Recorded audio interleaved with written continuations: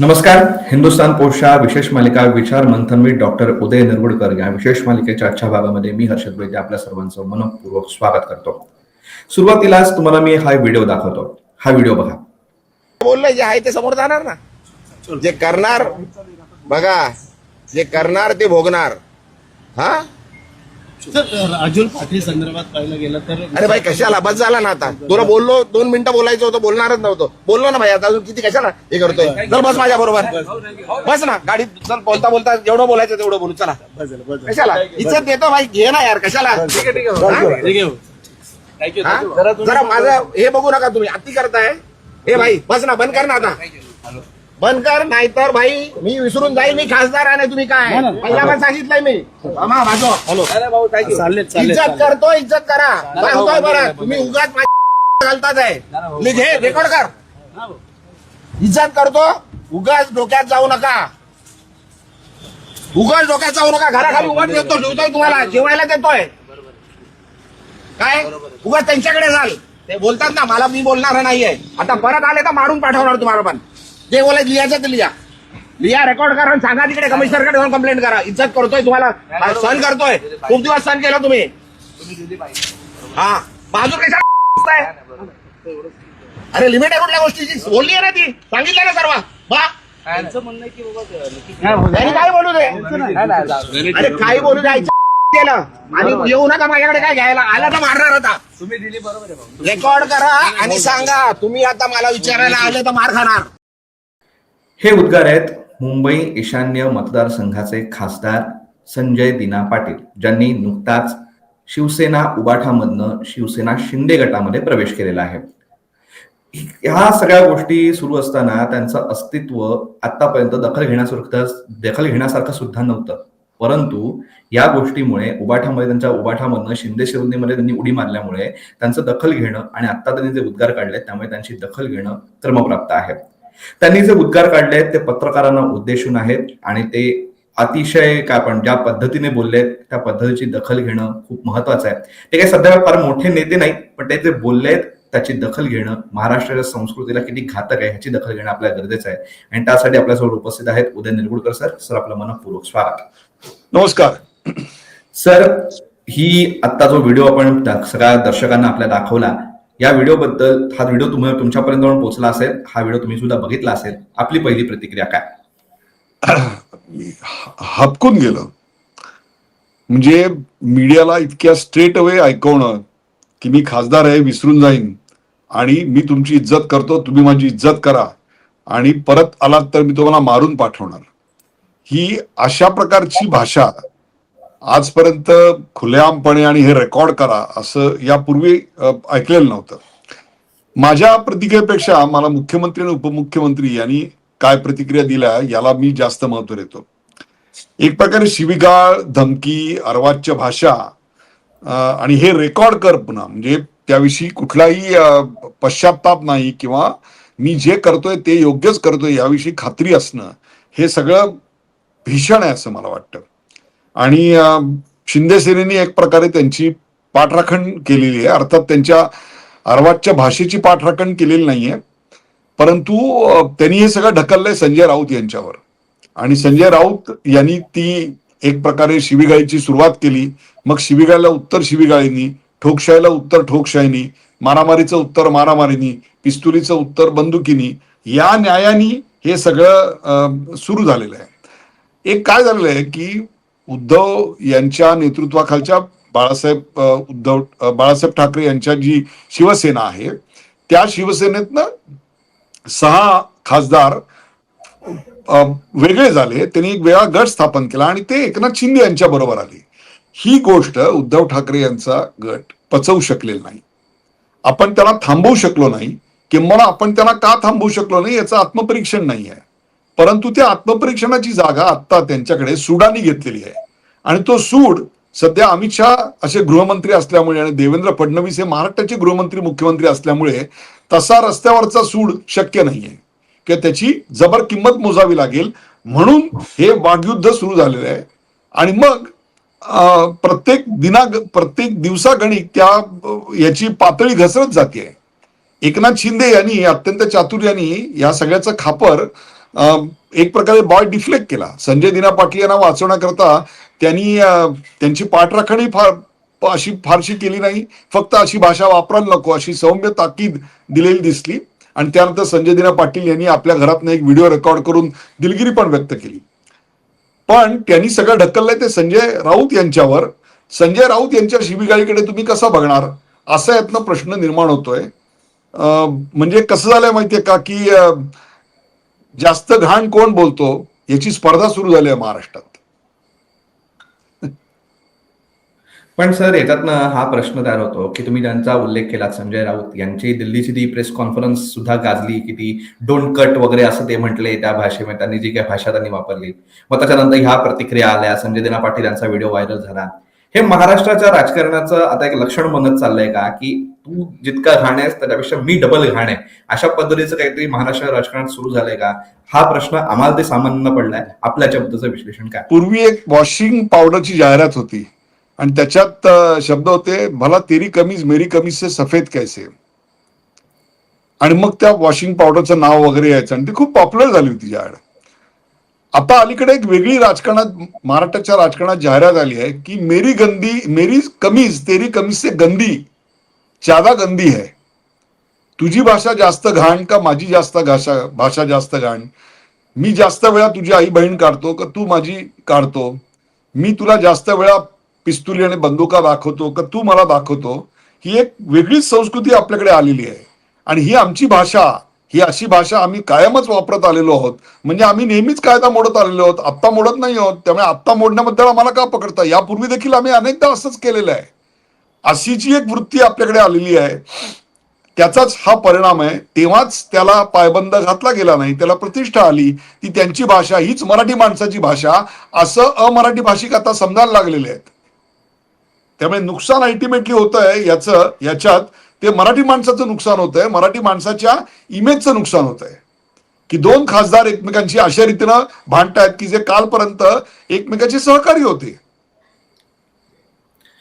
पण याच्यातनं त्यांनी हे जे संजय दिना पाटील यांचा व्हिडिओ बघितल्यानंतर त्यांनी थेट पत्रकारांनाच सुनावलं आणि पत्रकारांना ज्या पद्धतीने म्हणजे तुम्ही काय ते शब्द मी त्याच्यामध्ये वापरणार नाही, व्हिडिओमध्ये सगळ्या लोकांनी ते बघितले असतीलच की पत्रकारांना थेट सुनावेपर्यंत त्यांची मजा की त्यांनी त्या पद्धतीची भाषा वापरली आहे. याच्याबद्दलचं आपलं विश्लेषण काय? आपण सुद्धा ज्येष्ठ पत्रकार आहात, आपण सुद्धा राजकीय विश्लेषक आहात, याच्याबद्दलचं आपलं विश्लेषण काय? पहिले छप के बिकता था, अब बिक के छपता है. पहिले आम्ही विकले जातो आणि मग छापतो, अशी आत्ताची परिस्थिती आहे. त्यामुळे ते जे म्हणले की तुम्ही माझ्याकडे घ्यायला येता तेव्हा बघू, हे घ्यायला येता म्हणजे काय घ्यायला येता? आम्ही तुम्हाला जेवायला घालतो म्हणजे का? म्हणजे ही जी तुम्हाला विकत घेतलेला आहे मी, तेव्हा तुम्ही आता माझ्या तालावर नाचणाऱ्या कठपुतली बावल्या आहात. मैं जैसा बोलूंगा वैसा ही तुमको रहना पडेगा. म्हणजे एक प्रकारे आजची पत्रकारिता ही त्यांची गुलाम आहे. आणि याच्यावर एकच उपाय असतो तो म्हणजे कुठल्याच राजकारणाकडनं, कुठल्याच राजकीय पक्षाकडून कोणत्याही स्वरूपाचे कोणीही कसलेही पत्रकारांनी फेवर्स घेऊ नये. पण मग त्याकरता त्या व्रतस्थपणा करता एक किंमत मोजावी लागते. आपण एकट्याने जरी नाही घेतले तरी अख्खी दुनिया घेत राहते.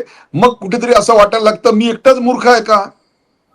10% मधले फ्लॅट आले, गाड्या आल्या, मोबाईलची बिलं आली, महागडे मोबाईल झाले, हे सगळं आता सर्रास राजकीय कल्चर बनतंय. दिवाळीच्या वेळेला पत्रकारांना घरी बोलवून गोंडसपणे जेवायला घालायचं आणि जाताना त्यांच्या हातात सोन्याची नाणी द्यायची, मोबाईल द्यायचे. हे सगळं जे आता आपल्याकडे चालू आहे हा याच संस्कृतीचा परिपाक आहे असं मला वाटतं. आणि पुन्हा काय होतंय, संजय वर्सेस संजय राऊत वर्सेस संजय दिना पाटील हे 24 तास दाखवलं जात आहे. Any publicity good or bad is a publicity after all. आपल्याकडे लोक सुद्धा अशी ज्याच्यातनं त्यांना काहीही मिळणार नाहीये, किंबहुना त्यांचं मनोरंजन सुद्धा होणार नाहीये. रील जसे सतत आपण बघत राहतो त्यातनं काही मिळत नाही. फक्त काही वेळाने आपण मानसिकदृष्ट्या थकून जातो आणि त्या थकण्याला आपण आपली करमणूक समजत जातो. त्या पातळीला आता हे गेलेलं आहे की निरर्थकपणे त्या टीव्हीवर सतत बातम्या बघत राहायच्या. ह्यांनी त्याला शिव्या घातल्या, त्यांनी त्याला शिव्या घातल्या, त्यांनी त्याला बंदूक दाखवली, त्यांनी त्याला हँडग्रेनेड दाखवला, त्यांनी त्याला पिस्तूल हे असंच दिवसभर बघत राहायचं की जेणेकरून आम्हाला एक प्रकारची शैथिल्य येईल आणि त्या उभं येण्याचा आता आम्हाला आवड निर्माण झाली असं मला वाटायला लागलंय. आणि तीच आमची रसिकतेची किंवा चोखंदळपणाची किंवा आमच्या राजकीय परिपक्वतेची पातळी आलेली आहे लोकांची. इतका आमच्यावर त्या 24 तास या सगळ्याचा मारा होतोय. कुठेतरी हे पण थांबवलं पाहिजे. मागे एकदा मी पीए संगमांची मुलाखत केली होती. त्या पीए संगमांच्या मुलाखतीमध्ये मी त्यांना विचारलं की तुमच्याकडे जेव्हा पातळी सोडून दोन विरोधी पक्ष आणि सत्तारूढ पक्ष एकमेकाला भांडायला लागतात, अर्वाच्य भाषा वापरतात, तेव्हा तुम्ही काय करता? तेव्हा ते हसले आणि म्हणाले, पहिले मी थांबवायचा प्रयत्न करतो, शांत करायचा प्रयत्न करतो. शांत नाही झाले तर मी सरळ त्याचं टेलिव्हिजन प्रक्षेपण जे चालू आहे, लोकसभेचं लाईव्ह टेलिकास्ट जे चालू आहे, ते बंद करायचे आदेश देतो. ते बंद करायचे आदेश दिले की पुढच्या 2 मिनिटात सगळे शांत होतात, कारण लोकांना कळतं आता आपल्याला टीआरपी मिळणार नाहीये. मला असं वाटतं पीए संगमांनी ह्याच्यात एक मोठं आमच्या मानसिकतेवरचं आणि हे का होतंय याच्यावर भाष्य केलेलं आहे आणि ते फार महत्वाचं आहे. आणि ते म्हणजे कोणत्याही परिस्थितीत हे असे प्रकार जर दाखवणं आम्ही कमी केलं किंवा बंदच केलं तर मग अशी विधानं करायचं त्यांना कारणच उरणार नाही, कारण त्याचा कोणी प्रेक्षकच नसणार आहे. हे त्याच्या मुळाशी आहे. जसं मीडियानी त्यांच्याकडे जाऊन दारात हे वाढ गे माये म्हणून आपल्याकडे ग्रहण सुटल्यानंतर जे उभे राहतात तसे जे उभे राहतात, त्याच्यापेक्षा नाही उभे राहिलात तर काही फार बिघडणार नाहीये. 8 लोक घेतील, पण 2 जरी असे उभे राहिले की आम्ही न घेणारे आहोत. आणि हे प्रत्येक व्यवसायात आहे. कट न घेणारे डॉक्टर आहेत, कट घेणाऱ्यांची संख्या जास्त आहे, पण म्हणून त्या कट न घेणाऱ्यांची महत्व कमी होत नाहीये. They become good doctors. तसं this 2 people, those who don't take cut, those who don't take gifts, they are the real journalist. आणि लोकांनी पण त्यांचा उदो केला पाहिजे, त्यांच्या पाठीशी उभं राहायला पाहिजे, कारण त्यांच्या पाठीशी त्यांची माध्यमं उभं राहणार नाही आहेत, हे लक्षात ठेवा. आणि म्हणून हे भाष्य करायची आज वेळ आलेली आहे की माध्यम पहिले छपके बिकता था, अब बिक के छपता है. हे सगळं झालं पत्रकारांबद्दल तुम्ही म्हटलात, तरी सुद्धा ही महाराष्ट्राच्या राजकारणाची कुठली अपरिहार्यता आहे की अशा पद्धतीचे नेते दोन्ही पक्षांना सांभाळावे लागतात, जे महाराष्ट्राच्या राजकारणातले प्रमुख पक्ष म्हणून स्वतःला म्हणवतात. मग संजय दिना पाटील असते या संजय राऊत असते, या दोघांनी हा न्याय लाभवतो. या दोन्ही पक्षांची किंवा एकूणच संपूर्ण राजकीय पक्षांची ही कुठली अपरिहार्यता आहे की अशा पद्धतीचे नेते त्यांना लागतातच आणि लागतातच? ही कुठली अपरिहार्यता, हे काय चालू आहे? अशी विधानं केली की आपल्याला प्रसिद्धी मिळते याची जाणीव संजय राऊत यांना आहे. आणि दुसरी गोष्ट, अशी विधानं केली की आपण शिवसेनेच्या केडरमध्ये पॉप्युलर राहतो किंवा आपण कसे डेरिंगबाज आहोत याचा आपल्याला नकळतपणे सर्टिफिकेट मिळतं आणि आपली पोझिशन, आपली गरज ही अबाधित राहते असं त्यांना वाटतंय. हा भाग क्रमांक 1 झाला. आणि दुसरा, आजच्या राजकारणात मनी आणि मसल या दोन्हीचं महत्व प्रचंड वाढलेलं आहे.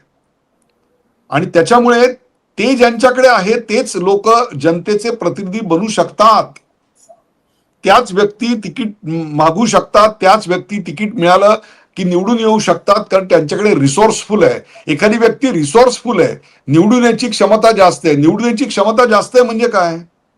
तर त्याचा अर्थ एकच आहे की त्याच्या जातीची लोक खूप आहेत, त्या जातीच्या लोकांवर पैशांनी तो प्रभाव टाकू शकतो आणि हजारो कार्यकर्ते पदरी बाळगता येतात, कारण त्याच्याकडे तेवढे टाकण्या एवढे पैसे आहेत. असा याचा अर्थ आता दृढ होत चाललाय. हे फार दुर्दैव आहे. आणि ही जी आजच्या राजकारणाची अपरिहार्यता आपल्याला दिसते ही अनेक दशकांच्या अवमूल्यनानंतर आलेली आहे. मग काय होतंय, जे नॉन मराठी आहेत त्यांना हे अशी भांडणं कानावर जातात, टीव्हीवर दिसतात, मग त्यांना तीच मराठी माणसाची भाषा आहे आणि तीच मराठी माणसाच्या राजकारणाची पातळी आणि संस्कृती आहे असं वाटायला लागतं. ही भाषा जी असते ना, बंदुकीची, पिस्तुलीची, आई बहिणीची, ही मराठी माणसांना जे तुम्ही मांस मच्छी खाता म्हणून घरं देत नाहीत, त्यांच्या बिल्डरच्या विरोधात कधी येताना दिसत नाही. तेथे मात्र कॉम्प्रोमाइज होतात, तिथे गणितं वेगळी असतात. मराठी माणसाची, मराठी भाषेची गळचेपी होते तेव्हा ही कुठे दिसत नाही. ती दिसणार कुठे? तर रस्त्यावरच्या 4-2 भैयांच्या विरोधात. पण त्यांच्या मागचे जे उभे आहेत त्यांच्यावर कोणी काही करताना दिसत नाही. त्यामुळे मराठी माणूस हा फक्त अशा प्रकारे लढणारा आणि श्रीमंतांच्या समोर नांगी टाकणारा, असंच त्याचं स्वरूप गेल्या 5-6 दशकामध्ये दुर्दैवाने आमच्या समोर आलेलं आहे आणि त्याच्यामुळे घडतंय. परंतु एक सामान्य नागरिक म्हणून, एक सामान्य पत्रकार म्हणून एक प्रश्न आमच्यासारख्या सगळ्याच लोकांना पडलेला आहे की हे सगळं जे अवमूल्यन प्रत्येक क्षेत्रामध्ये चाललेलं आहे हे कधीच थांबणार नाही का? ह्याचा शेवट काय असू शकतो? आम्हाला ह्याच्याबद्दलचा खरंच प्रश्न पडलेला आहे आणि ह्याच्याबद्दल खरंच आम्हाला समजून घेण्याची गरज आहे. आपलं ह्याच्याबद्दलचं मत काय? रस्त्यावरच्या खड्ड्यांचं सुयोमोटो दखल जर सुप्रीम कोर्ट घेत असेल, हायकोर्ट घेत असेल, तर मी 5 लोकांना मारलं होतं म्हणजे ठार केलं होतं. आणि त्या व्यतिरिक्त पिस्तुली काढणे याची दखल जोपर्यंत हायकोर्ट आणि सुप्रीम कोर्ट सुयोमोटो घेऊन त्यांच्यावर गुन्हे दाखल करत नाही, याचं कारण आता या घटनेतल्या सगळ्यांचंच मानसिक संतुलन बिघडलंय असं झालंय. प्रत्येक जण हातात दगड घेऊन उभा आहे. फक्त पहला पत्थर किसने फेंका ये न सोचो. पहला पत्थर किसने फेंका. सवाल ये नहीं कि शीशा टूटे या न टूटे, सवाल यह है कि पहला पत्थर किसने फेंका. पण खरी गरज है कि पहला पत्थर किसने फेंका ये न सोचो अभी, टूटा हुआ शीशा जुड़ेगा कैसे यही सोचो अभी. पण आज तेवढं मानसिक संतुलन या नेत्यांकडे राहिलेलं नाहीये. या सगळ्यांचंच मानसिक संतुलन गेलेलं आहे असं मला वाटतं. त्यामुळे वारंवार अशी विधानं होत राहतात आणि होत राहतील. सर, एकूणच आज महाराष्ट्राच्या पत्रकारितेबद्दल आणि महाराष्ट्राच्या बदलत्या ढासळत्या राजकीय संस्कृतीबद्दल आपण बोललो आणि जे काय चालू आहे ते अतिशय खेदजनक आहे आणि त्याचा शेवट कसा होणार ह्याच्यासाठी ही आपली जबाबदारी आहे असंच ह्याच्यातनं आपल्याला ध्वनित करायचं हे होतं. एक आणि हर्षदजी हे एक राजकीय गँगवॉर आहे. जसं आपल्याकडे चित्रपटात गँगवॉर आपण जे मन्या सुर्वेवर आणि याच्यावर जे पिक्चर बघितलं लोखंडवाला वगैरे, तसं हे एक राजकीय गँगवॉर आहे. याच्यात दुसरा शब्दच मला दिसत नाही. आणि मला आठवण होते ती those who live with the gun they die with the gun, those who live with the sword they die with the sword. दुर्दैवाने हे पॉलिटिकल कल्चर बनतंय आमचं. And the worst part is this political culture is here to stay. सभ्य संस्कृती लयाला जातीये आणि हीच आमची संस्कृती बनतीये. That is a real problem. तर तुम्ही जे आता शेवटच्या वेळेमध्ये मांडलं ते खरोखरच गंभीर आहे आणि खरोखर विचार करायला लावणार आहे. या मुलाखतीच्या माध्यमातून हा विचार आपण सर्व आपल्या प्रेक्षकांपर्यंत पोहोचवूच आणि आपल्या प्रेक्षकांनाही हा विचार करायला आपण भाग पाडू असा विश्वास मला याच्याबद्दल वाटतो. तुम्ही आम्हाला वेळ दिलात आणि आमच्या प्रश्नांना सविस्तर उत्तर दिलीत ह्याबद्दल हिंदुस्थान पोस्ट तर्फे आपले मनःपूर्वक आभार. धन्यवाद. आजच्या मुलाखतीच्या माध्यमातून आपण महाराष्ट्राच्या ढासळत्या राजकीय संस्कृतीचा आणि काय पण म्हणू त्याला एक हा शब्द कदाचित योग्य होणार नाही, पण हाच शब्द यूज करावा असं वाटतो. त्याला म्हणजे गुंडगिरी, राजकारणाच्या गुंडगिरीचा आपण आढावा घेण्याचा प्रयत्न केला. हे थांबवणं खरं तर आपल्याच हातात आहे आणि आपल्यासारख्या पत्रकारांमध्येच ते आहे. ही गोष्ट, ही ताकद आहे. याची जाणीव आता तरी आपल्याला होणार का हाच प्रश्न आहे. ही मुलाखत तुम्हाला कशी वाटली कमेंट बॉक्समध्ये नक्की सांगा आणि अशाच माहितीपूर्ण व्हिडिओज बघण्यासाठी हिंदुस्थान पोस्ट युट्यूब चॅनलला सबस्क्राईब करा आणि फेसबुक पेजला लाईक फॉलो करायला विसरू नका. धन्यवाद.